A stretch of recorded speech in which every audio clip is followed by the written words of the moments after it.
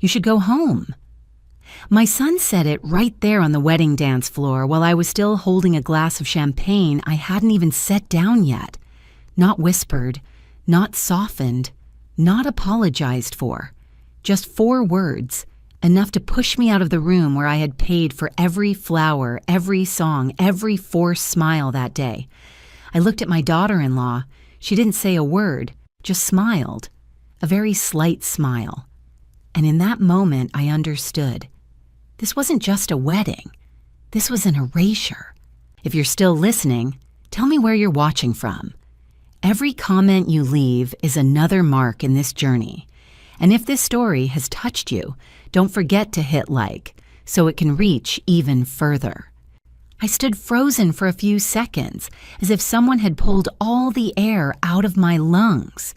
The music kept playing behind me, a soft jazz tune from the live band, the trumpet weaving through the cheerful chatter of hundreds of guests. Silk dresses brushed across the polished wooden floor.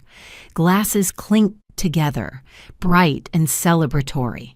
No one noticed me. No one knew that, in that exact moment, I had just been pushed out of my own son's life.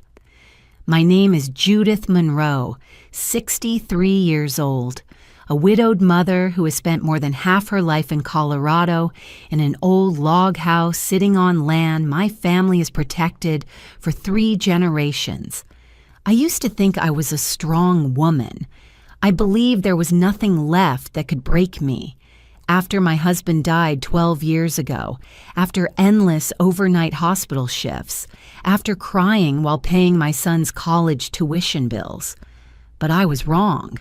Ethan's wedding, my only son, was held at a luxury resort in Napa Valley, more than 8 hours' drive from my home. Claire said she had always dreamed of a vineyard wedding, where the afternoon sun fell across long tables dressed in white linen, where everything looked like it came straight out of a lifestyle magazine. I nodded the moment Ethan asked if I could help cover some of the cost. In truth, it wasn't some.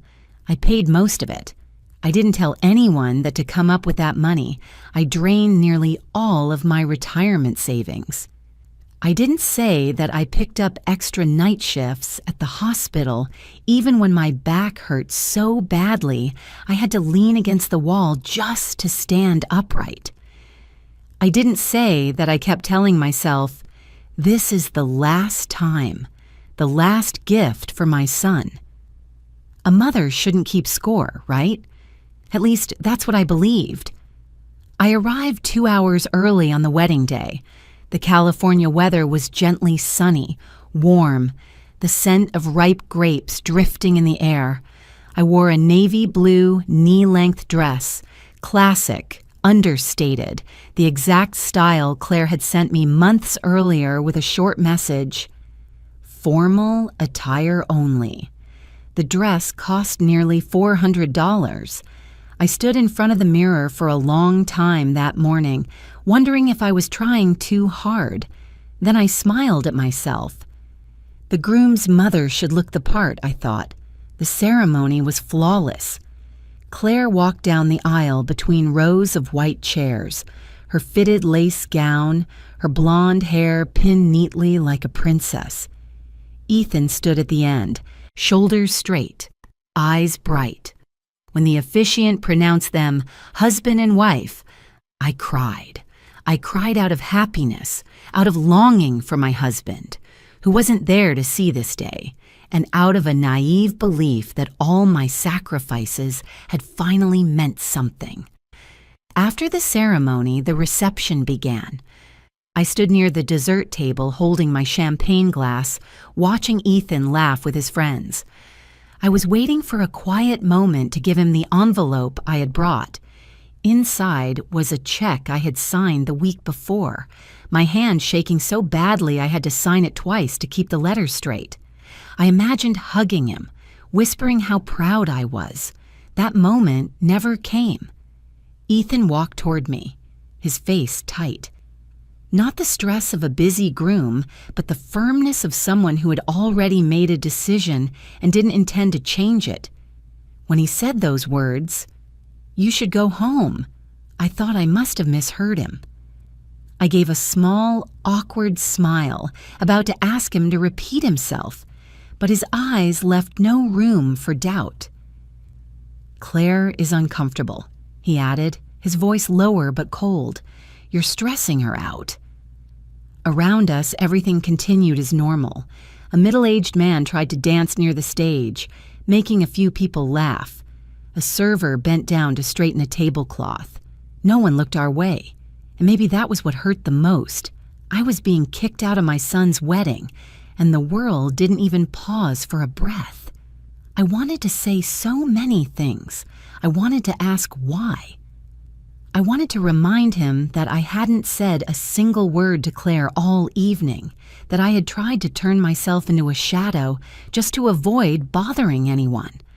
I wanted to scream that I was his mother, that I had paid for every detail in that room. But nothing came out. I looked at Claire.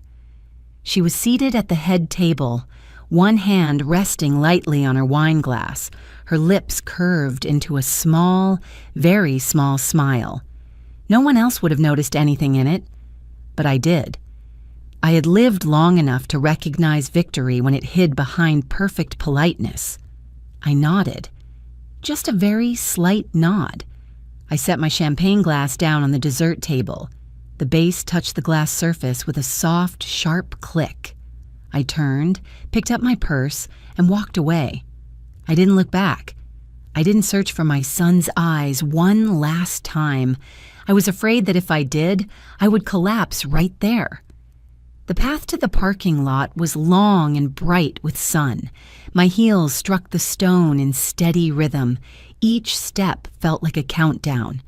When the large doors closed behind me, the music and laughter were cut off abruptly. All that remained was silence and the distant sound of cicadas. I stood there for a moment, breathing deeply, forcing my shoulders not to shake. I had left many places in my life. Left the emergency room after overnight shifts, left the cemetery after my husband's funeral, left old rental houses when Ethan was young. But never had I felt erased like this. When I got into the car, my hands tightened around the steering wheel without thinking. I didn't turn on the radio, I didn't call anyone. I just sat there looking back at the glowing resort in the late afternoon light. Inside, my son was raising a glass to his future, and I, the woman who had built the foundation for that future, was left on the outside, like an unnecessary detail. I started the car and drove away. The road out of the valley wound through endless rows of vineyards. The setting sun painted everything in soft shades of gold and orange. It should have been peaceful. But inside me, something was slowly freezing, not a burst of anger, but a cold, terrifying clarity. I began connecting the dots. Claire's subtle remarks in the months before, the way she always stepped in whenever Ethan and I tried to talk privately, the annoyed looks when I asked about his plans for the future, and then today, "You should go home." It wasn't an impulsive decision. Not wedding stress, not a small misunderstanding. It was the result of a process I had refused to see because I trusted motherhood too much. I drove for hours until the sky turned fully dark. With every mile, a thought took shape in my mind, slow but steady like tires rolling along the highway. If I could be erased from my son's wedding today, what would I be erased from tomorrow? The question echoed again and again like a warning, and I had no idea that only a few hours later that question would become real, in a way I could never have imagined.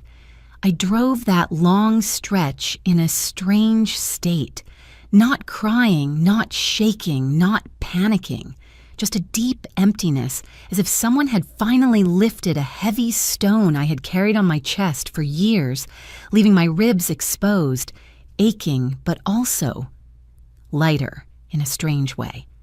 The highway grew emptier. Long lines of yellow light stretched endlessly, like a chain of memories I had tried to neatly fold away throughout my years as a mother. And then, almost by instinct, I began thinking of Ethan from long ago, not the man who had just asked me to leave his wedding, but the small boy who used to grip my hand tightly when our world fell apart. My husband died when Ethan was 11. It was a winter morning, snow still dusting the lawn in front of our house. Marcus, my husband, collapsed in the kitchen while making coffee, a fast, merciless heart attack that gave us no chance to say goodbye. I still remember the sound of the ceramic mug shattering on the tile floor, Ethan calling for his dad as he ran downstairs, and the heavy silence that followed, the silence that told me nothing would ever be the same again. I became a single mother in the span of one morning. The years that followed blurred into a long stretch without pause. I worked as a nurse at a local hospital, first-day shifts only. But Marcus's life insurance wasn't enough to last, and the mortgage was still there. I took evening shifts, then nights. There were weeks when I worked 6 days straight, 12 hours a day, coming home after Ethan was asleep and leaving again while he was still groggy at the breakfast table. I missed so much. Parent-teacher meetings I attended in my scrubs, school performances where I stood at the back of the auditorium, afraid Ethan would see how exhausted I was. But I never missed the most important thing, being there. I was there when he was sick, when he was bullied at school, when his first real heartbreak left him crying in his room for an entire evening. I learned how to be both mother and father, even though I never believed I was good enough at either. I remember summer evenings when Ethan and I sat at the kitchen table, books spread everywhere. I made tea to stay awake while he worked through math problems, brow furrowed in concentration. Sometimes I was so tired the words on the page blurred, but I stayed, just so he knew I wasn't going anywhere. I remember all the times I said no to myself. No new clothes, no vacations, no renovations I wanted to make to the house. Everything went into Ethan's college fund. When his acceptance letter arrived, I held him and cried, not from pride, but from relief. I had done it, at least up to that point. When Ethan met Claire, he was 26. I first met her over dinner at our house. Claire was polite, proper, but there was an invisible distance I couldn't name. She spoke softly, her smile always measured. Never more, never less. I told myself it was just her personality. Not everyone is warm, and I didn't want to be the meddling mother-in-law. I tried to keep myself on the edges of their lives. I didn't give opinions unless asked. I didn't show up unannounced. I didn't bring up the past. I thought that was respect. But there were small signs I chose to ignore. The way Claire hesitated when I entered a room, how she gripped Ethan's hand a little tighter whenever I asked about their plans, the short, polite but distant replies, as if every conversation with me was an obligation to be completed. When they announced their engagement, I was genuinely happy for my son. When Ethan asked if I could help pay for the wedding, I didn't hesitate. I thought it was an important milestone, something I should contribute to so he could start well. I didn't tell Ethan that the amount was far more than I had expected. I sat down with an old notebook and added everything up. I withdrew from savings. I took out a small loan from the local credit union. I sold my old car and bought a cheaper one. I cut back on things that seemed small. No eating out, no new books, no weekend coffee. I told myself I would make it up later, after the wedding, after things settled. Each time I transferred money to the event planners, Claire sent a short message. "Thank you, Judith." No emojis, no follow-up. I reread those words and told myself I was being too sensitive. A few weeks before the wedding, I began to feel unnecessary. The big decisions had already been made. I was informed, not consulted.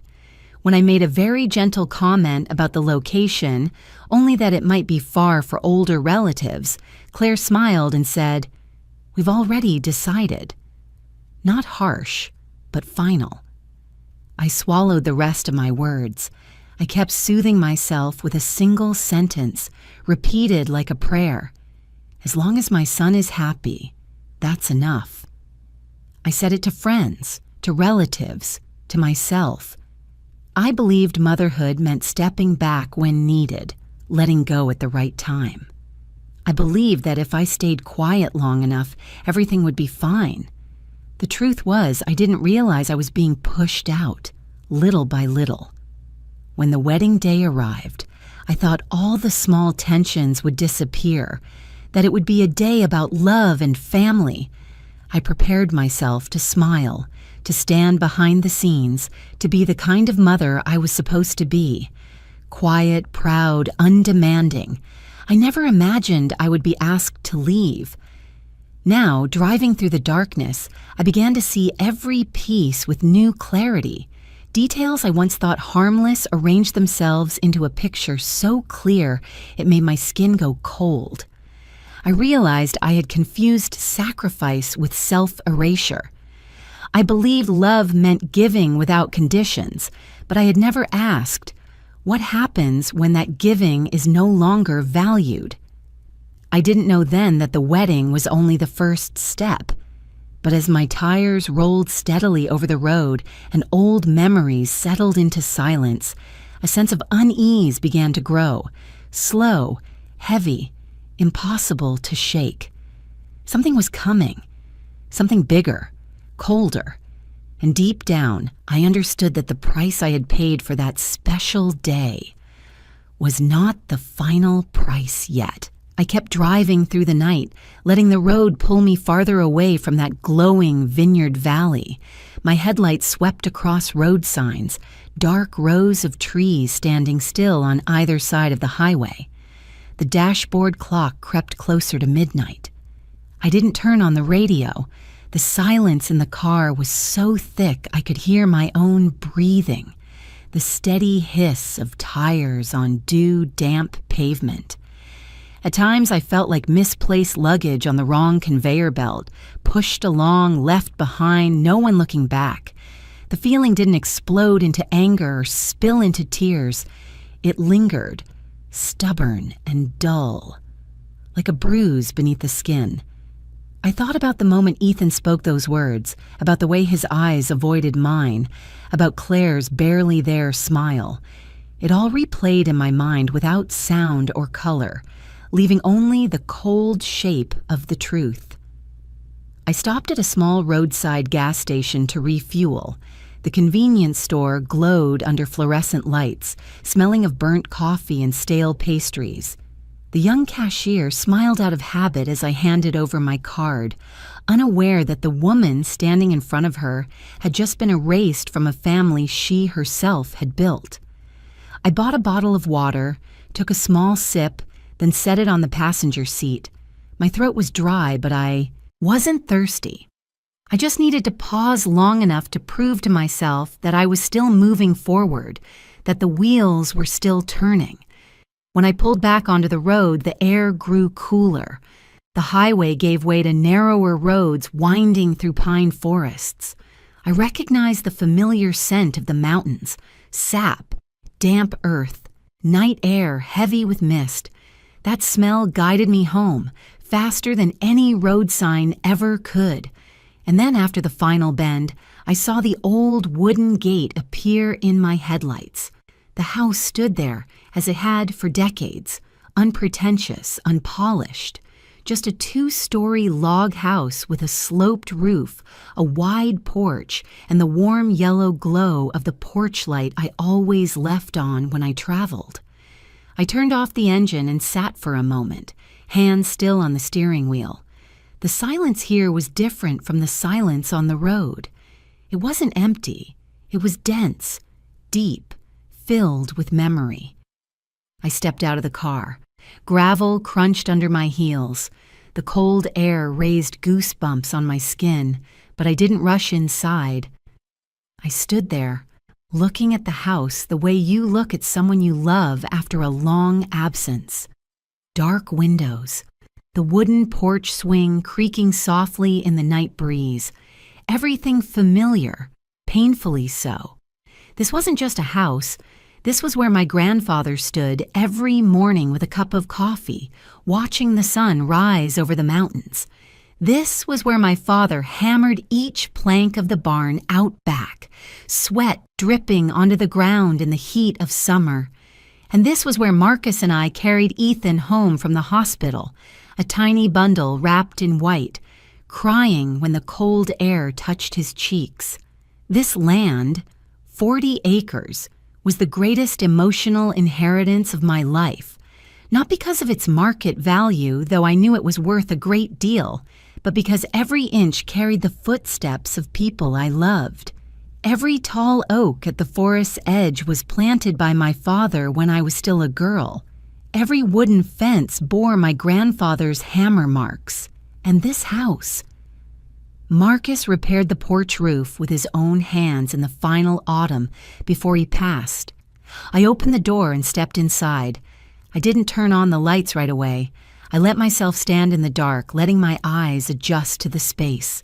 The smell of old wood, the soap I used to mop the floors, the faint warmth left behind from a long day. All of it wrapped around me like an invisible blanket. I set my bag down on the chair and hung my coat on the hook by the door. Every movement was slow, as if I were afraid of disturbing the fragile quiet that covered the house. I walked into the living room. The armchair Marcus used to sit in was by the window. The coffee table had an old scratch on the corner, where Ethan once dropped a toy car when he was little. On the mantel were photo frames faded by time. I didn't look closely, but I knew every picture there. I didn't need light to see them. I sat down in the armchair, my hand resting on the armrest worn smooth by years of use. In that moment, the memory of Marcus felt so vivid I could almost hear his voice. Low, slow, always carrying a hint of a smile even when he talked about serious things. I clearly remembered the last night we sat here together, talking about the future. Ethan was already grown then, getting ready for college.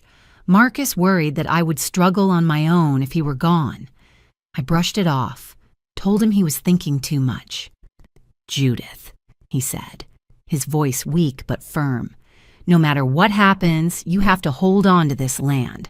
Don't let anyone turn it into something that can be bought and sold. It's our family." I nodded. Back then, I never imagined that promise would become so heavy. That night, I didn't cry. The tears felt stuck somewhere, refusing to fall. I sat in the dark for a long time, listening only to the steady ticking of the wall clock. Each tick sounded like a step backward in time, carrying me to the years when I still believed family was something nothing could shake. I made a cup of tea, but let it go cold on the table. I didn't feel like drinking it. I just needed something in my hands to remind myself that I was still here, in this house, on this land.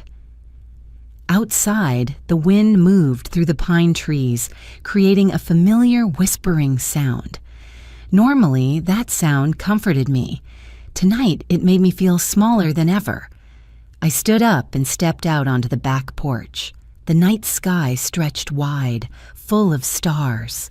Pale moonlight fell over the distant field, where wild grass swayed gently. I remembered summer evenings when Ethan ran barefoot across the lawn, laughing as Marcus chased after him. I remembered the sound of Mom calling out from far away, full of trust. Those memories didn't come to comfort me. They came to remind me that something had changed forever. A vague but unmistakable sense settled in my chest. What happened today wasn't the end. It felt like the first crack of thunder signaling a storm forming far offshore. The surface was still calm, the sky still clear, but the air had changed. I went back inside, locked the door, and turned the lights off again. I didn't want light. I wanted the house to stay like this, silent, waiting. I went upstairs, changed my clothes, and lay down on the bed without pulling the covers up. The ceiling appeared dimly in the moonlight slipping through the curtains. I stared at it for a long time, letting my thoughts drift without clinging to any single one. Before slipping into a shallow, restless sleep, a thought slid into my mind, light but sharp as a blade. If my son could throw me out of his wedding, what else would he be willing to take from me? I didn't know the answer, but somewhere deep inside, I knew that the calm of that night was only a thin shell, and I was afraid, not of the dark, not of being alone, but because I was beginning to understand that the real storm was still ahead. I woke up just as the sky began to lighten. Sunlight, thin as a veil of mist, slipped through the curtains and fell onto the cold wooden floor. My body felt heavy, not from lack of sleep, but from a deep weariness inside, as if I had carried an invisible weight through the entire night. I sat up slowly, set my feet on the floor, and listened as the house woke up with me. The soft creak of wood, the wind slipping through the window frame, the first birds calling from the distant pine trees. Everything looked normal, suspiciously normal. I made coffee, a habit I never broke. The smell filled the kitchen, warm and familiar. I leaned against the counter, mug in hand, and looked out the back window. Dew still clung to the grass. The old wooden barn stood quiet in the distance. There was no sign that the day before I had been pushed out of my son's wedding, as if it had all been a bad dream washed away by morning light. My phone vibrated just as I set the mug down. Ethan's name appeared on the screen. For a brief moment, I thought, naively, that he was calling to apologize, that he had reconsidered after his wedding night, that he realized what he had done was wrong. My heart skipped, not because of grand hope, but because of the old reflex of a mother always ready to forgive. I answered. "Hi, Mom," Ethan said, his voice so normal it stopped me short. No hesitation, no uncertainty, no trace of the emotions I had carried all night. "Did you make it home safely?" I was silent for a second. "Yes," I said. My voice was dry but steady. "I'm home." "Good," he continued, as if checking something off a list. "Hey, Mom, do you have a minute to talk?" I looked out the window again, where sunlight had begun to touch the trunk of the old oak tree. "I'm listening." There was a very brief pause on the other end. Then Ethan spoke, his tone turning strangely upbeat, like when he was little and about to share a new idea. "Claire and I talked last night. We think it's time to talk about the land." I frowned but said nothing. "The land paperwork," Ethan went on a bit faster, as if afraid I might interrupt. "Can you send me a copy? Or better yet, the original? I need to look it over." It felt like someone had just dumped a bucket of cold water over my head. The paperwork. "For the land?" I repeated, not to question him, but to give myself time to understand what he had just said. "Yeah," he replied casually. "Our land. The 40 acres. I figured you knew what I meant." I leaned back against the counter, my hand gripping the edge of the marble. Part of me still couldn't believe this conversation was happening. Less than 12 hours after I'd been told to leave his wedding, my son was calling to ask about property documents. "What for?" I asked. My voice was low and even, unfamiliar even to me.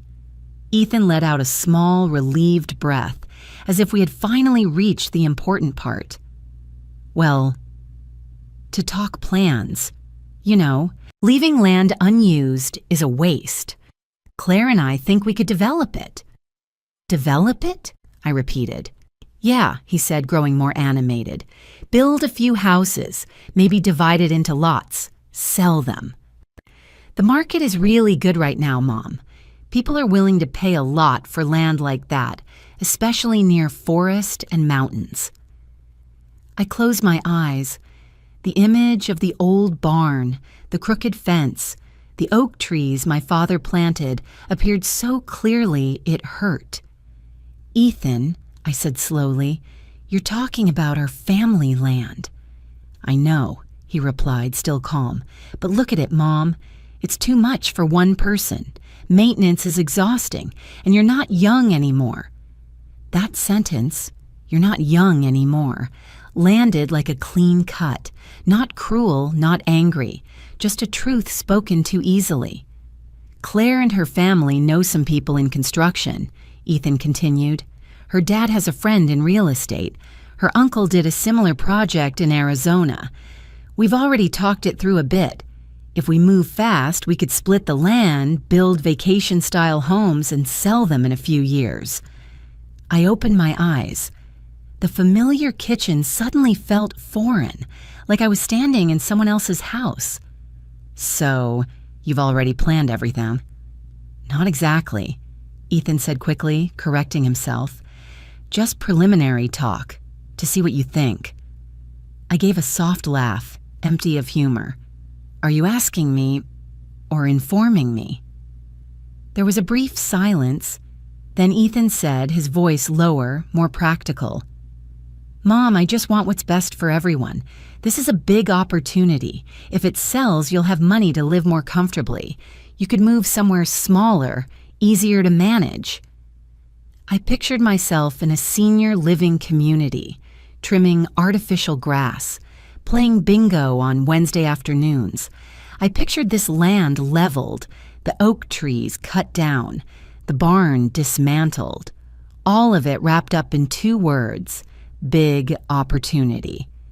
What does Claire think? I asked, even though I already knew. She's very supportive, Ethan answered immediately. Her family, too. Everyone thinks this is the logical move.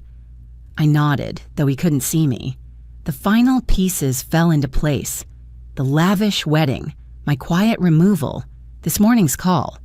Nothing was scattered anymore. It all lined up into one cold, straight line. So, Ethan continued, his tone slightly pressing, can you send the paperwork this week? So we can review the details. I took a deep breath. The morning air suddenly felt heavy. Do you know, I asked slowly, that your grandfather spent nearly his entire life holding on to that land? I know the history, Mom, Ethan replied, a hint of impatience creeping in. But we have to live in the present. We can't cling to the past forever. That sentence ended all remaining doubt inside me. The wedding wasn't the destination.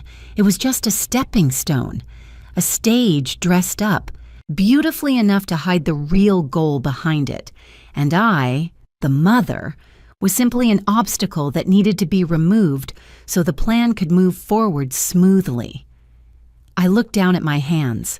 The veins stood out, the skin thin with age. These were the hands that had changed bandages, given injections, worked without rest. The hands that had held my son's hand when he was afraid. And now these same hands were being asked to give everything away. Ethan, I said, my voice so calm it surprised even me.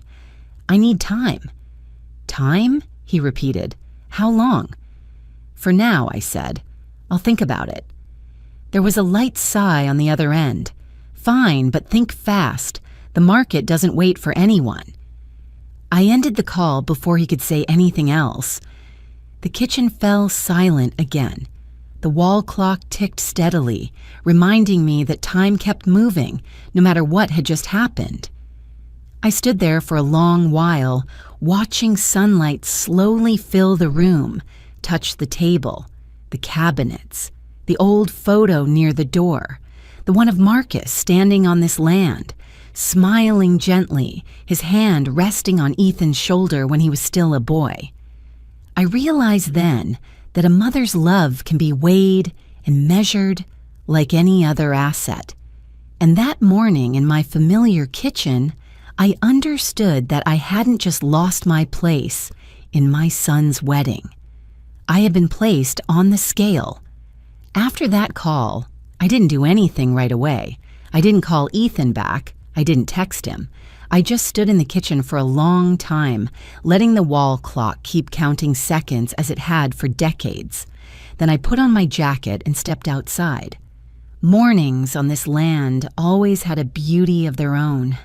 Sunlight cut through the pine trees at an angle, falling onto ground still damp with dew. The air was cool, carrying the scent of wild grass and sap. I walked slowly along the familiar dirt path leading to the field behind the house. Each step felt like it was pulling me backward through time, returning me to days when everything here was tied to the voices of people long gone. My grandfather bought this land in the early 1950s. He had just returned from the war, carrying nothing but a small amount of money saved from years of hard labor. He chose this place because it was wild, because people thought no one would want to live on land so remote, rocky, and forested. But to him, it was a beginning. He built a small log house with his own hands, planted the first trees to mark the boundaries. He told my father, "Land won't betray you as long as you don't betray it." My father grew up here. He expanded the house, built the barn, put up fences. He planted oak trees along the small creek, believing that one day his grandchildren would sit beneath their shade. When I was a child, I thought this land was the whole world. I ran barefoot through the grass, scraped my knees, got bandaged by my father, then ran off again. Every scratch, every scar belonged to a specific corner of this land. They never disappeared, only faded with time. Marcus, my husband, fell in love with this land the first time he stepped onto it. He wasn't born here, but he chose to stay. He repaired the roof, reinforced the foundation, expanded the front porch. He planted fruit trees, saying Ethan would grow up alongside them. And when Ethan was born, this land witnessed my son's first steps, his laughter echoing across the fields. All of that. Those afternoons, those long winters, those sweltering summers couldn't be measured in money. They had no market price. No contract recorded them. But they existed, clearly and stubbornly, in every layer of soil, every piece of wood, every memory I carried. And yet, in that morning call, Ethan had called it unused land. I replayed those words in my mind one by one like a slow knife. Unused land. As if this place were nothing but an empty space waiting to be filled with concrete and profit. As if the years my family poured sweat, tears, and even blood into it had never existed. I walked up to the old wooden barn. Some of the boards were weathered, but the structure was still solid. My father used to say that if you build something carefully from the start, it can last longer than a lifetime. I placed my hand on the rough wooden wall, feeling each small crack beneath my fingertips. This wasn't unused land. This was living history. When I turned back toward the house, my phone vibrated again. Ethan. I hesitated, then answered. "Have you thought about it yet?" he asked immediately without easing in. "I'm standing on the land right now," I replied, my voice lower. "The land you called unused." There was a brief pause on the other end. Then Ethan spoke, his voice carrying restrained irritation. "Don't make this complicated. I'm just talking realistically." "Your reality," I said. "The market's reality," he corrected. "Look at it, Mom. You're here alone. Maintenance costs money. The grass grows wild, the barn is old. Everything needs fixing. You could live more comfortably if you moved." "Moved where?" I asked, even though I already knew. Claire found some really nice senior living communities, Ethan said, his voice softening in a forced way. They have care services, activities, social events. You wouldn't have to worry so much anymore. It would be better for you. I closed my eyes. In that moment, I saw myself packaged into a future someone else had designed. Neat, convenient, out of the way. An older woman who needed to be placed so she wouldn't interfere with younger people's plans. "How long have you been talking about this with Claire?" I asked. Ethan was silent for a few seconds. That silence was answer enough. "We're just thinking about the future," he said afterward. "Yours too." I let out a short laugh, this time without bitterness. It was low, brief, final. "You're thinking about your future," I said, "and I'm just an inconvenient variable." "That's not true," Ethan protested quickly. "You're reading into it. You always get too emotional." Emotional? The word hung between us like a verdict. I realized with painful clarity that in this conversation, I was no longer his mother. I was a problem to be solved. "Ethan," I said slowly, deliberately, "do you know why your father wanted to keep this land?" "Because of feelings," Ethan replied, impatience in his voice. "I get it. But feelings don't pay bills." "But feelings gave you the foundation to stand where you are," I said. "Without this land, without the people who protected it before you, you wouldn't have the life you have now." "That's the past," Ethan cut in. "You keep clinging to it. You need to be more realistic." I took a deep breath. For the first time since my husband died, since I pushed myself to raise my son alone, I felt something with absolute clarity. I was being pushed out of my own family story. "I'm not sending the paperwork," I said. There was dead silence on the other end. "What?" Ethan asked, his voice dropping. "I said no," I repeated. "This land is not for sale, not to be divided, not for you and your wife's family to profit from." Ethan's tone changed completely. No longer casual, no longer upbeat. It sharpened, tightened. "You don't have the right to be that selfish. I'm your son. This is my future, too." "You don't have the right to take something you don't respect," I replied. "So you're choosing the land over me?" Ethan almost shouted. The question hit me straight in the chest, but this time I didn't step back. "I'm choosing to keep my promise," I said, "and I'm choosing self-respect."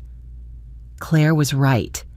Ethan snapped, his voice full of anger. "You've always been controlling. You always think you know what's best." I tightened my grip on the phone. "If controlling means not letting you destroy our family's legacy," I said, "then I accept that." The call ended in heavy silence. No goodbye, no farewell. I lowered my hand and stared at the screen as it went dark. My heart was pounding, not from fear, but from a truth that had just been laid bare. The conflict was no longer simmering. It had officially erupted. I stood there, between the house and the land I had protected my entire life. And for the first time, I understood that this fight was no longer just about property. It was about boundaries, about a mother who had sacrificed too much, finally standing up and saying no, even if the price was the very blood relationship she once believed nothing could ever break. The call ended, but its echo didn't fade. It hung in the house like a thin haze, seeping into every corner, making it impossible to pretend that everything would somehow settle on its own like before. I made lunch, that day in silence, ate a few bites out of obligation, then washed the dishes, my mind completely elsewhere. I knew it clearly. Ethan wasn't going to stop there. And I was right. That afternoon, my phone started buzzing. The first message came from Ethan. short, carrying the familiar tone he used whenever he wanted to soften me. "Mom, I'm sorry I lost my temper earlier. I'm just worried about you. Can we talk again?" I read it, set the phone down, and didn't reply. A few minutes later, another message came in. "You don't understand. Everything I'm doing is for our family's future." Then a missed call. Then 2, then 3. I let the phone sit on the kitchen table, vibrating and going silent again, like a living thing trying to pull my attention. I thought about the times Ethan was little, crying for candy or toys, and how I learned that sometimes, if you didn't give in right away, the whining would pass. But this was no longer a child. This was a grown man, and what he wanted wasn't a toy. It was my entire life. By evening, the tone of the messages changed. "You're making everything worse. I don't understand why you're being so stubborn. Claire is really upset. Her family doesn't understand you at all." A deep exhaustion settled over me. Not physical exhaustion, but the kind that comes from a person who has spent a lifetime trying to please others, only to be condemned for finally stopping. The call came around 9 p.m. This time, I answered. "Judith," Ethan said, not calling me Mom, just my name. A small detail, but enough to tell me he had crossed into another territory. "You're backing me into a corner." "You backed yourself in," I replied, my voice so calm it surprised even me. "No," Ethan shot back. "You have all the power. You're holding the paperwork. You're holding the property. You're controlling everything. Controlling. That word again. That property isn't yours," I said. "At least not yet. But I'm your son," Ethan nearly shouted. "Who are you going to leave it to if not me?" The question wasn't curiosity. It was a veiled threat, wrapped in reason. I could hear his breathing on the other end, fast and shallow, as if he were trying to convince himself he was right. "Ethan," I said slowly, "I've already told you. I'm not selling the land." There was a heavy pause. Then his voice shifted completely, dropping lower, colder. "Then don't blame me," Ethan said, "if things go too far." "What do you mean?" I asked. "I'm just giving you a warning," he replied. "The law won't always be on your side. I have my rights." I ended the call. I didn't shake. I didn't cry. But something inside me closed. That was the moment I realized emotion was no longer our shared language. It had been replaced by strategy. The next day, Claire called. I stared at her name on the screen for a long time before answering. Part of me was curious what she would say. Another part of me was already familiar with that pleasant tone people use when they want something. "Judith," Claire said gently, almost warmly. "I just wanted to talk for a moment. Nothing tense." "Go ahead," I replied. "I think there's been a misunderstanding," she continued. "Ethan and I respect you very much, truly. But you have to understand, we're building our own life." "Respect?" I repeated, unable to hide the edge in my voice. "When exactly did you show me that respect?" There was a very slight pause. Then Claire laughed softly, the sound carefully practiced. "You're being overly sensitive. That wedding day? It was just stress. I never meant to push you out." "But you did," I said, "and you never apologized." "I am apologizing now," Claire said quickly. "I just hope we can talk like adults, calmly, rationally." Rationally, a very convenient word often used to cover coldness. "What do you want?" I asked plainly. "I want you to look at the bigger picture," Claire said. "That land, it's too much for you. I'm worried about your health, really. You can't live out there alone forever." The words sounded painfully familiar, exactly what Ethan had said, as if they had sat together and rehearsed every argument, every sentence. And if you were truly worried about me, I said, you wouldn't have started your marriage by pushing your mother-in-law out of the wedding. Claire's voice stiffened slightly, but only for a moment. Judith, I think you're putting emotions over reason. You're acting selfishly. Selfish. The word was spoken lightly, like a feather, but it landed like a stone. I suddenly understood that in this story the roles had completely reversed. I, the one who had given everything, was now the selfish one. And they, the ones demanding, saw themselves as victims. You've said enough, I replied. There's nothing left to discuss. Judith. I hung up. In the days that followed, the pressure didn't ease. It intensified. Messages came constantly. Sometimes from Ethan, sometimes from Claire, sometimes from unknown numbers I guessed were relatives on Claire's side. The content circled the same points again and again. I was overreacting. I was controlling. I was ruining my son's future. Some nights I picked up my phone and reread the messages, wondering if I really was wrong. Was I clinging too tightly to a past that no longer fit? Was I making things difficult for my son because I was afraid of loss? But then I stepped outside, looked at the land stretching under the moonlight, and the answer became clear. I wasn't afraid of losing the land. I was afraid of losing myself. One morning, after waking up to more than a dozen missed calls, I did something I had never done before. I turned my phone off completely. No vibration, no notifications, no screen, lighting up. The house became strangely quiet, as if I could finally breathe. I made tea, sat on the back porch, and watched the wind ripple through the tall grass. For the first time in days, I didn't feel pulled in every direction by other people. In that quiet, I began to think, not about how to calm Ethan, but about what I wanted my future to look like. I had lived too long in the role of the one who sacrifices, the one who gives in, the one who steps back so others can move forward. But I wasn't young anymore. I didn't have time left to fix choices born out of fear. A very small, very faint thought began to take shape. I didn't name it.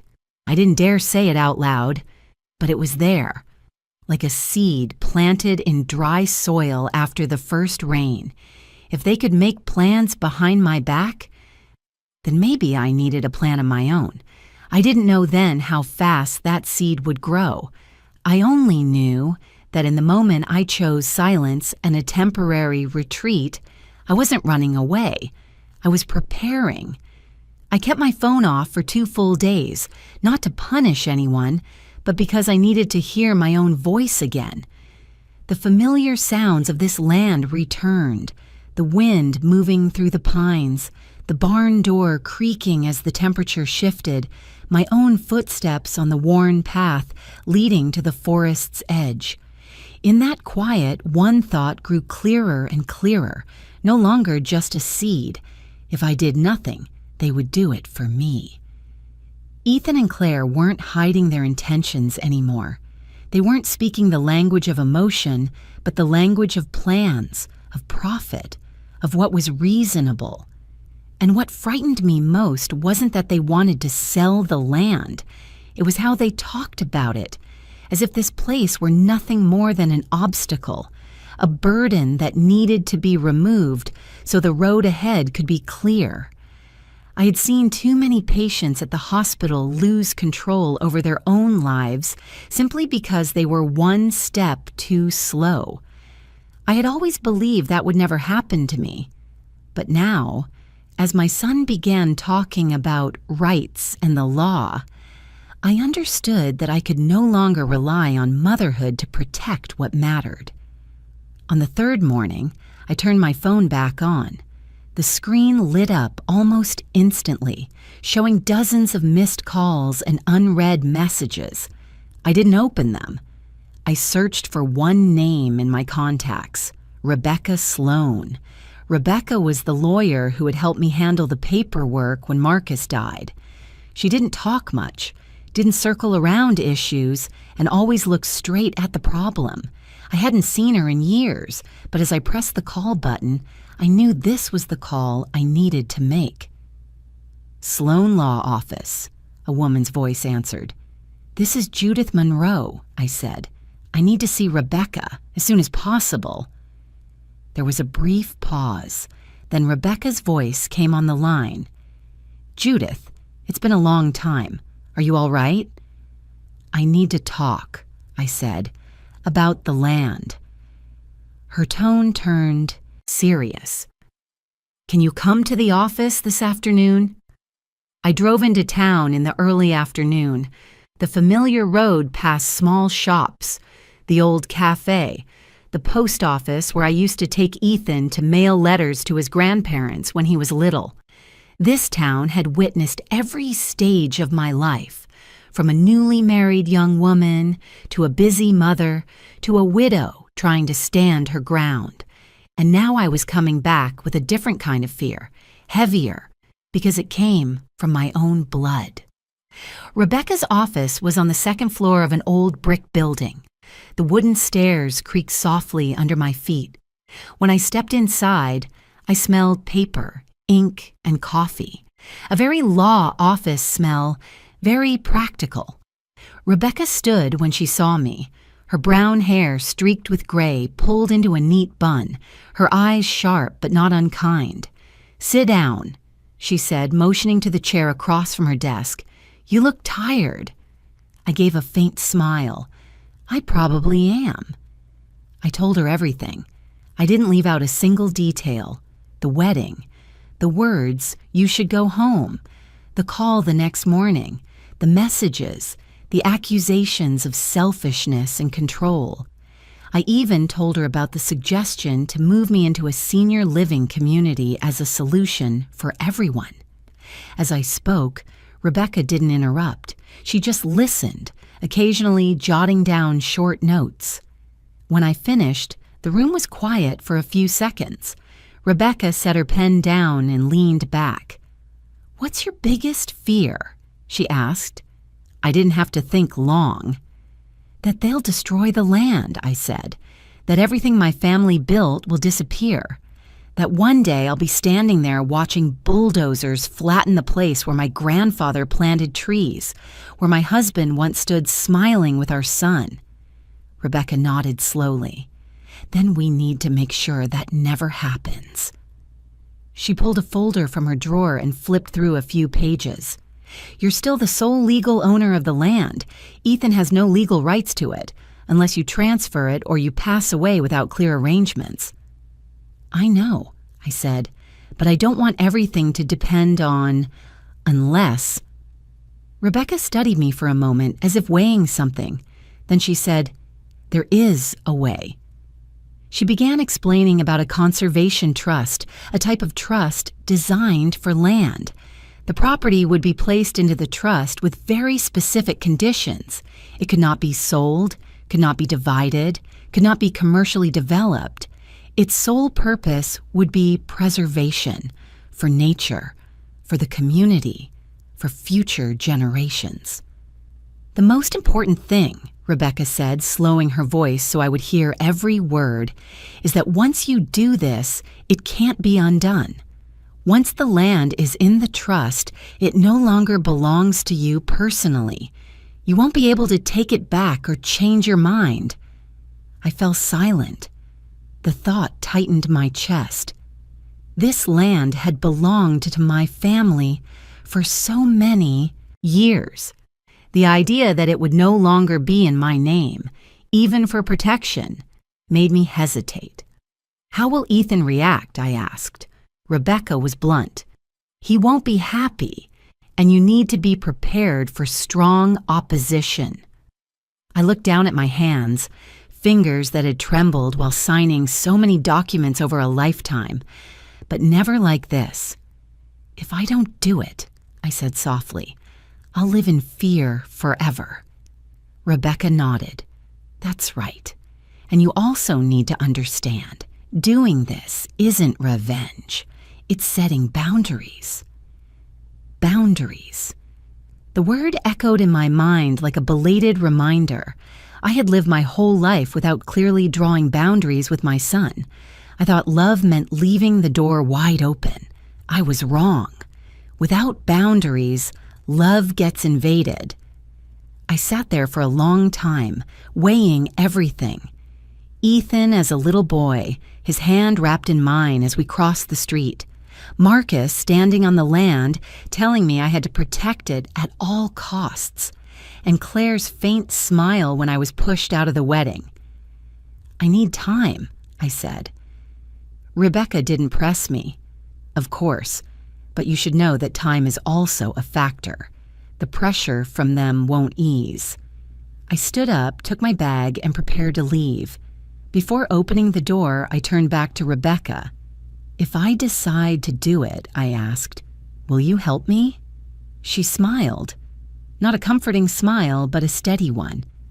"That's my job." On the drive home, I didn't turn on the radio. I drove slowly, letting each thought settle. When I turned onto the dirt road leading back to the house, I stopped the car, got out, and looked around at the familiar land. The afternoon light fell low, tinting the grass gold. A light breeze carried the scent of pine resin. I placed my hand on the trunk of the oldest oak tree and felt the rough bark beneath my fingers. "I'll protect you," I whispered, not knowing whether I was speaking to the tree, to Marcus, or to myself. In that moment, the hesitation inside me began to fade. I hadn't signed anything yet, but I had done something more important. For the first time in my life, I knew exactly where my boundary was, and I was ready to defend it. I didn't return to the law office the very next day. I needed one more night, not to hesitate, but to be sure this decision wasn't born from anger or hurt. I had lived long enough to know the difference between a reaction and a choice. Reactions are impulsive. Choices have to stand even after emotions settle. That night, I slept very little. I didn't toss and turn, and I didn't dream. I just lay still, listening to the house breathe. The wind tapped softly against the window frame. Tree branches brushed the porch roof. Those familiar sounds had been the backdrop of my life for decades, and now they seemed to be witnessing me reach a crossroads no one else could walk for me. The next morning, I made coffee, drank it slowly, then got dressed. Not anything formal or elaborate, just the light brown jacket I usually wore when going into town, the shoes that had been with me for years. I looked at myself in the mirror before leaving. That face had wrinkles and weariness, but no longer confusion. I nodded to myself like a quiet confirmation. When I walked into Rebecca Sloane's office for the second time that week, she looked at me and immediately knew I was ready. There was no long small talk. Rebecca pulled a thick folder from the drawer and set it on the desk. Crisp white pages, black printed text, dry legal language. But I knew that inside was the fate of the land, and also of my relationship with my son. "Before we begin," Rebecca said slowly, "you need to hear this one more time. When you sign, the land will be transferred into a conservation trust. It will no longer be personal property. It won't belong to you, to Ethan, or to any heir." "I understand," I said. "You won't be able to change this decision later," she continued, "even if you want to." "I understand," I repeated, and this time my voice didn't shake. Rebecca studied me for a few seconds, then nodded. She slid the pen toward me. I took it. The pen felt heavier than I expected, not because of its weight, but because of what it meant. I looked at the printed line at the top of the page. Judith Monroe, grantor, the one who transfers, the one who gives authority, the one who ends one chapter and begins another. I signed. Blue ink appeared on the paper, familiar yet strange. I signed the first page, then the second, Each time I put the pen down, it felt like I was loosening invisible cords that had bound me for years. There was pain, yes, a dull ache like pulling a tooth that had been loose for a long time. But right after came a spreading sense of relief, slow and steady. Rebecca turned the page. I signed again. Long, detailed, dry clauses. No selling, no subdivision, no commercial development, no transfer, no exceptions, no conditions. The land would be protected forever, not by emotion, but by law. On one page, in the middle of the file, there was a short paragraph that made me stop. The property shall be removed from the grantor's estate and shall not be subject to inheritance. The property would be removed from the will. I read that sentence twice, then a third time. This was the moment I understood very clearly. With this signature, I wasn't just protecting the land, I was also ending every hope Ethan had ever held, even the ones he never spoke aloud. I was closing the door my son believed would always be open to him, no matter what he did. I closed my eyes for a brief second. I thought of Ethan as a boy, standing on this grass, holding a wooden stick like a sword, declaring that one day he would protect our home. I thought of Marcus, his voice low and weak in his final days, his hand in mine as he said, "Don't let anyone take it away." I thought of my grandfather, of my father, men, who didn't leave me much money, but left me a foundation no one had the right to destroy. I opened my eyes. "Keep signing," I told myself. I signed the remaining pages slowly but firmly, no rushing, no hesitation. When I signed the final page, Rebecca placed her hand on the folder as if to confirm it was done. "It's finished," she said. "From this moment on, the land belongs to the Conservation Trust. It's protected by law." I set the pen down. A brief emptiness passed through me, not from loss, but from something ending. And right after it came a peace I hadn't felt in a very long time. "What do I do next?" I asked. "Nothing," Rebecca replied. "The rest is on me, but you should prepare yourself." "I am prepared," I said. On the drive home, I went slower than usual. I didn't turn on the radio. I let my thoughts drift freely without grabbing onto them. I knew that when Ethan found out, his reaction would be fierce. I knew Claire wouldn't stay quiet. I knew accusations, threats, pleading, all of it would come. But I also knew something else. I was no longer standing on unstable ground. When the car turned onto the dirt road leading home, I stopped once again, as I had been doing these past days. I stepped out and stood in the land, bathed in late afternoon light. The wind moved through the tall grass. In the distance, the old wooden barn still stood, quiet and enduring. I placed a hand on my chest and felt my steady heartbeat. "I did the right thing," I whispered, needing no one else to hear. In that moment, I felt the change inside me clearly. I was no longer the woman waiting for her child's approval, no longer the mother afraid that a firm decision would make her lose everything. I still loved Ethan. That hadn't changed. But I was no longer willing to trade myself to preserve an image of family that no longer existed. I went inside, hung up my jacket, and made tea. Those small, familiar tasks suddenly felt steadier, as if everything had found its proper order again. I sat down in Marcus's armchair and looked out the window. The light faded outside, leaving a calm, deep blue. The storm hadn't arrived yet. I knew that. But when it did, I wouldn't be standing in the open anymore.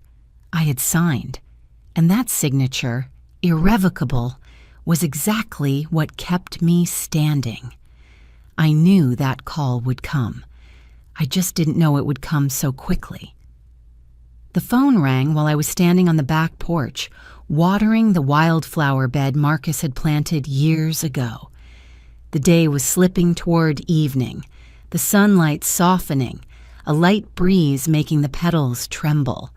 The scene was so peaceful it was almost cruel, because I knew very well this peace was about to be torn apart. Ethan's name appeared on the screen. I didn't answer right away.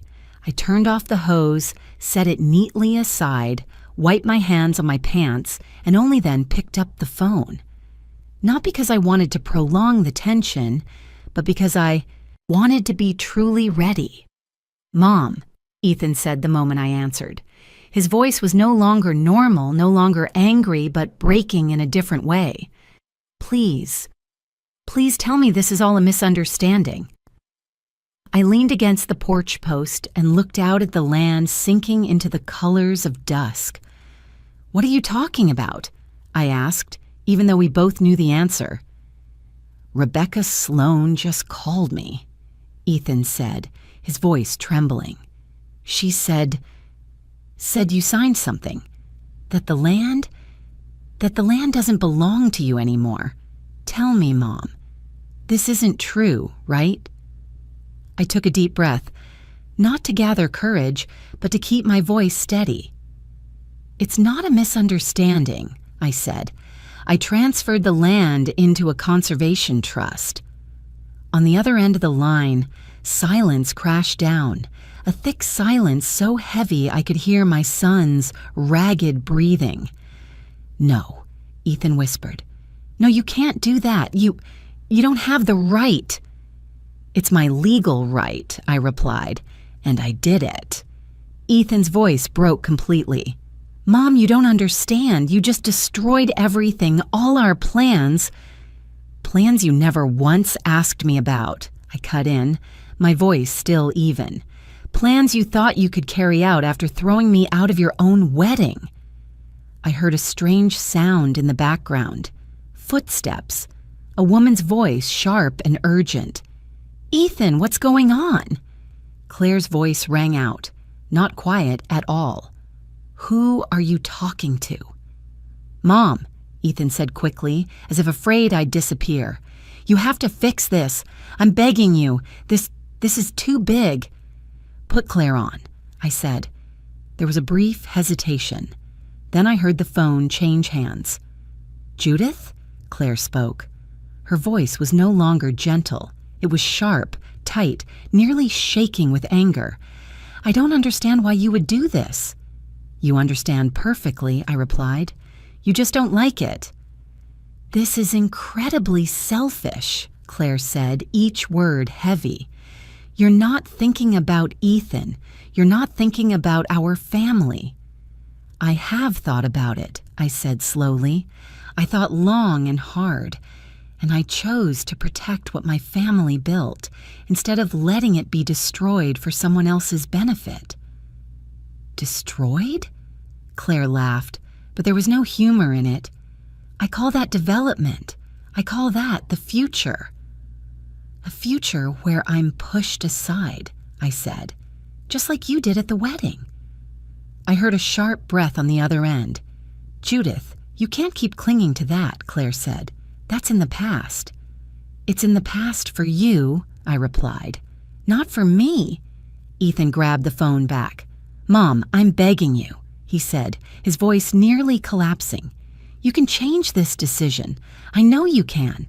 "No," I said, just one word, clear. "I can't. I'll sue," Ethan blurted out. Immediately after, he seemed to regret it. I don't want to, but you're leaving me no choice." "You can try," I replied, "but you won't win." "I'm your son," Ethan almost shouted. "I have inheritance rights." "You don't have rights to something you don't respect," I said. "And Rebecca already explained that to you, that conservation trust is irreversible." On the other end, I heard Claire mutter a curse under her breath. "We'll find another lawyer," she said, loud enough for me to hear. "There has to be a way." I closed my eyes for a second. "You can ask as many lawyers as you want," I said when I opened them. "The truth doesn't change." "Mom," Ethan choked. "You're choosing the land over me." I didn't answer right away. I looked at the land stretching out in front of me, the rows of trees standing still in the fading light. I remembered the moment Ethan looked at me at the wedding, his eyes distant and hard. I remembered the feeling of being told to leave, like an unwelcome guest. "You already chose, Ethan," I said at last. "You chose when you said you should go home. You chose when you called this land abandoned. You chose when you treated me like an obstacle." "I didn't think you'd go this far," Ethan said, his voice shattered. "I didn't think you'd dare." "That's the problem," I cut in. "You didn't think about me at all. You just assumed I would always give in." There was a long silence. This time, no one spoke. I could hear Ethan breathing heavily, hear Claire whispering angrily somewhere in the background. I knew that in this moment, everything in my son's mind was collapsing, not just his plans, but his image of the mother he believed would never say no. "Mom," Ethan said very softly, like he used to when he was little, "I'm scared." I tightened my grip on the phone. My heart ached, but it didn't waver. "You're scared because you lost control," I said, "and I've lived in fear for too long." "So this is really it?" Ethan asked. "That depends on you," I replied, "but this land is settled."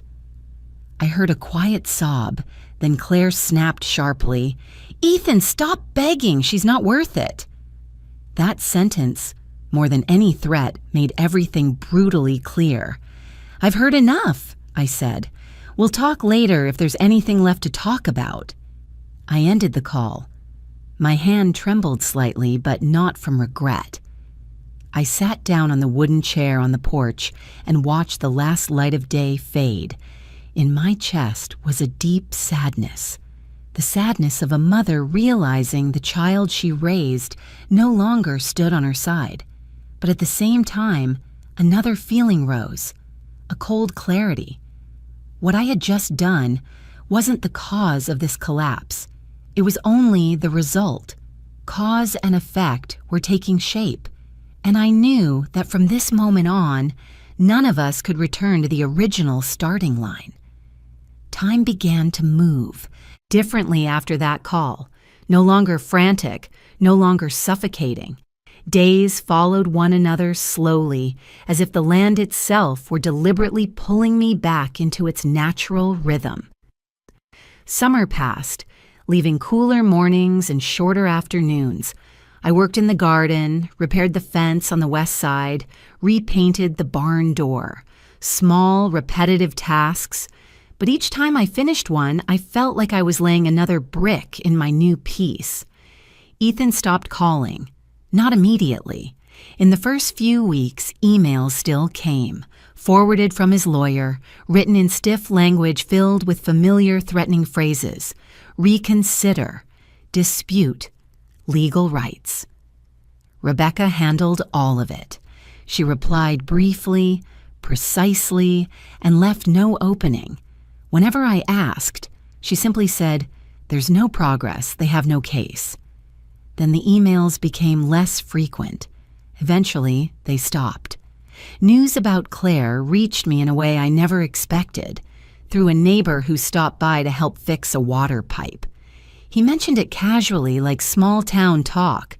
Claire had moved out of the apartment the newlyweds had rented, just a few months after the wedding. I didn't ask for more details. I didn't need to. Later, there was a short email from Rebecca with a simple note attached, "For your awareness."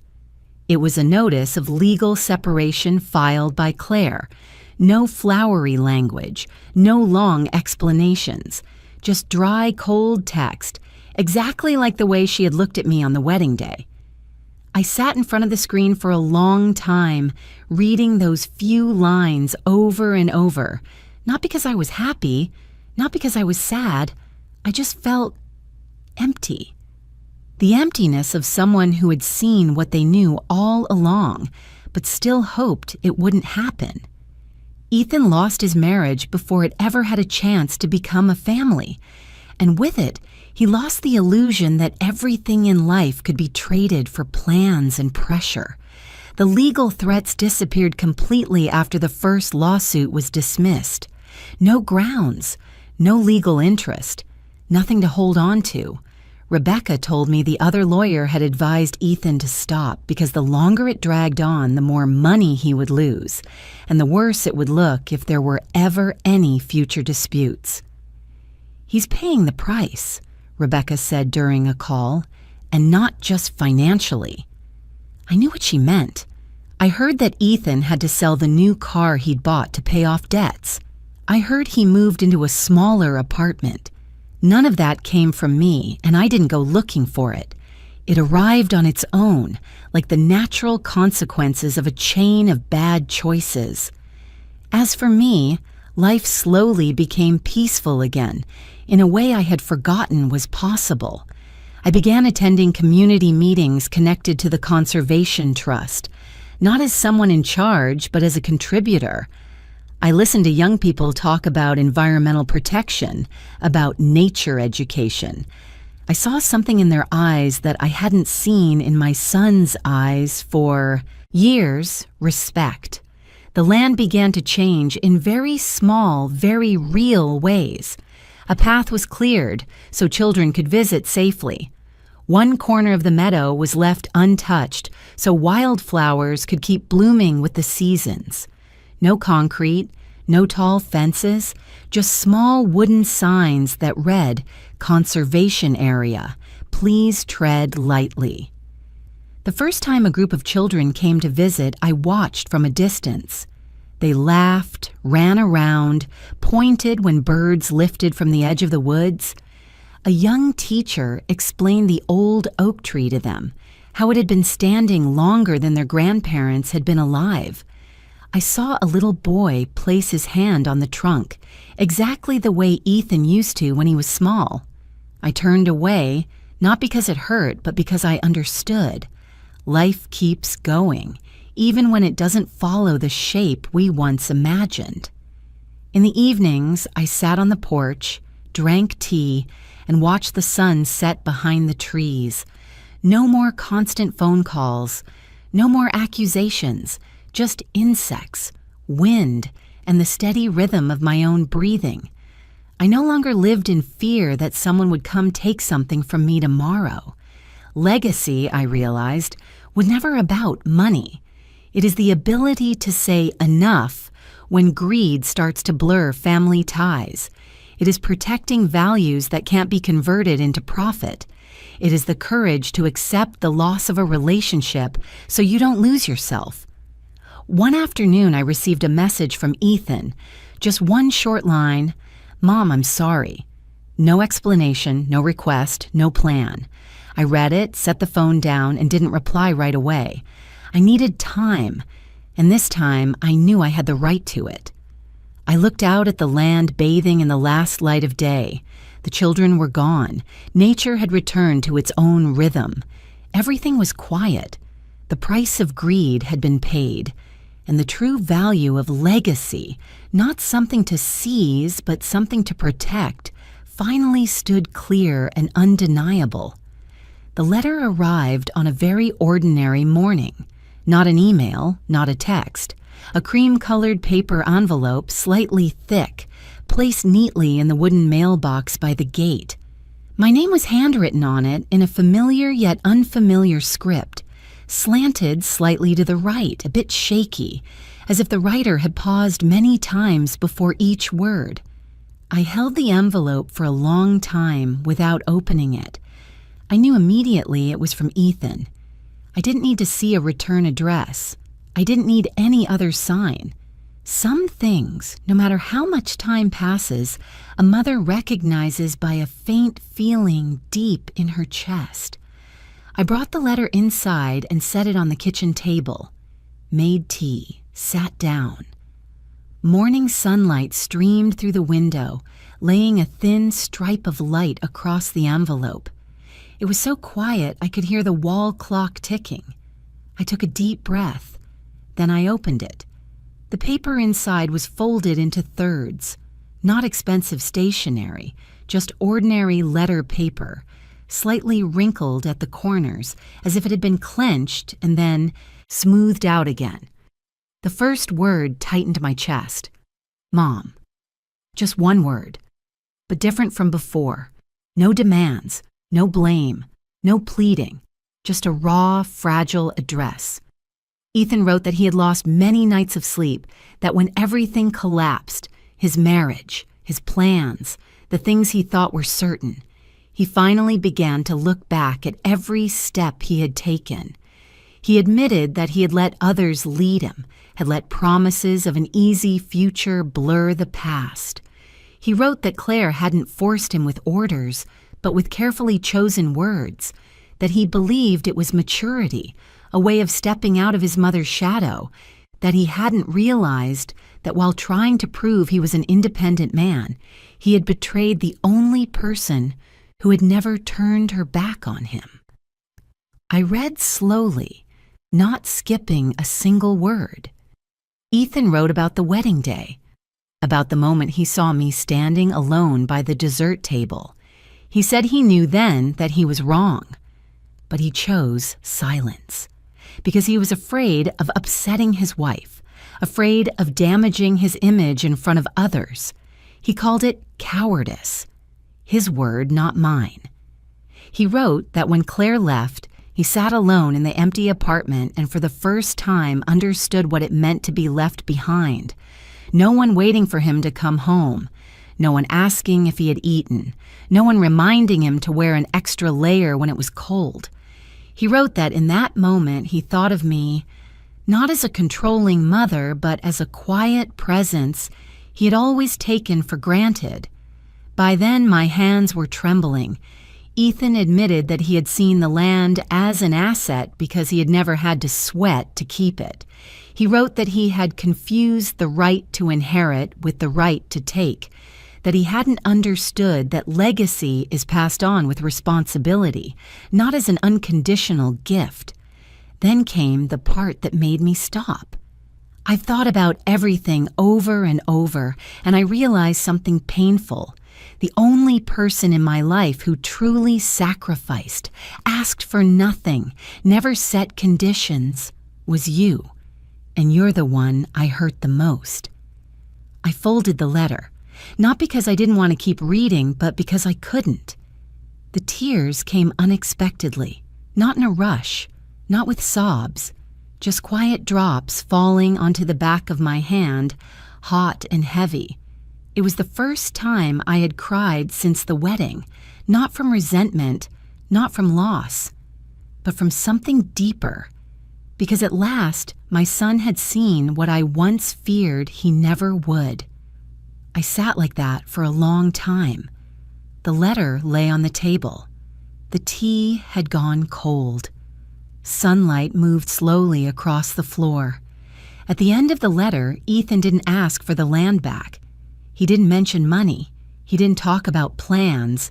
He only wrote that he was sorry, that he didn't expect forgiveness right away, that he only hoped that one day I might be able to look at him without pain. He signed his name, just his name, nothing else. I folded the letter carefully, placed it back in the envelope, and put it into the desk drawer where I keep important papers, not to lock it away, but to let it be there, present, but not demanding. I wasn't ready to forgive, not because I didn't want to, but because forgiveness isn't a door that swings open just because an apology arrives at the right time. It's a long road, and I had gone too far down the path of protecting myself to return to the starting line immediately. That afternoon, I walked the land, a light breeze, clear sky. I stood beneath the old oak and placed my hand on its trunk, as I had done so many times before. I thought of Ethan as a child, of Marcus, of all the versions of myself who had passed through this place. I didn't know what the future would hold. Maybe one day I would answer the letter. Maybe I would invite Ethan here, not as an heir, but as a son. if he was patient enough to learn how to stand beside me again instead of across from me. Or maybe we would keep our distance, a distance not born of hatred but of healing. I didn't rush to decide. For the first time in many years, I allowed myself not to be the one who fixed everything right away. I allowed the future to remain open, not shaped by anyone else's wishes, but by a rhythm I could live with. The letter rested quietly in the drawer, and I, at last, allowed myself to breathe more slowly. My life after that wasn't dramatic, the way people often imagine when a family breaks apart like that. It was quiet, steady, and stronger than I ever expected. I woke each morning with sunlight filling the room. I made coffee, opened the door, stepped onto the porch, and took a deep breath of grass and damp earth. The land was still there, unchanged, needing no explanation.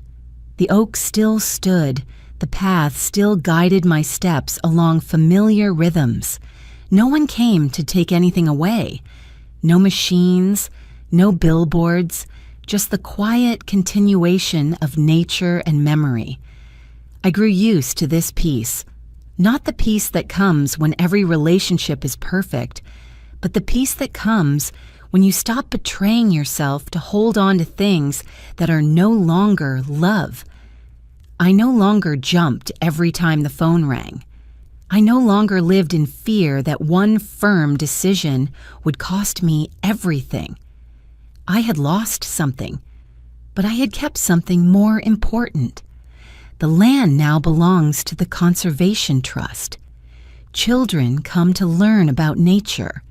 Young people plant more trees, repair the paths, place small wooden signs that tell the history of this place. I am not the center of it all, and I don't need to be. I am simply part of the flow, just as my grandfather was, just as my father was, just as Marcus was. I came to understand that true legacy isn't about how much money you leave behind or who gets called an heir. Legacy is about what you choose to protect when you have the power to choose. It's about the values you refuse to sell, even when the price offered is tempting. And sometimes, the greatest legacy isn't what you give your children, but the lesson you force them to learn, even if it comes late. I still love Ethan.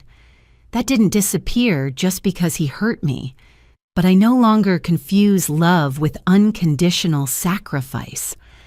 I once believed that being a mother meant yielding until the end, staying silent to keep the peace, enduring so your child could be comfortable. I was wrong. Love does not mean letting others trample your boundaries, and protecting yourself is not selfish. Sometimes it is the most honest form of love toward yourself and toward others. Some afternoons I sit beneath the old oak and watch sunlight filter through the leaves. I think about everyone who has passed through my life, the choices that brought me here. I no longer ask, what if? I don't wish to go back to any moment to change it. I walked my path, slow, painful, but right. If there is one thing I want to say to anyone listening to this story, it is this. You are not too old to set boundaries. You are not too late to choose yourself again, and you do not owe anyone a sacrifice that costs you your own worth. My life now is not grand, but it is real. It stands firm, and it belongs to me. If you're listening to this story, I would love to know, where are you watching from? From which city, or from what quiet corner of the world? Was there something in this story that felt like it was about you? If you were in my place, what would you do? Please share your thoughts in the comments. I read every line with gratitude. Thank you for staying until the end, for listening to my story with patience and empathy. If this story touched you, don't forget to like, subscribe, and follow so we can continue listening together to more stories. about family, about boundaries, and about values that cannot be sold. I know that somewhere out there are people who are also learning how to stand upright again. And if this story helps you feel a little steadier, then everything I went through truly meant something.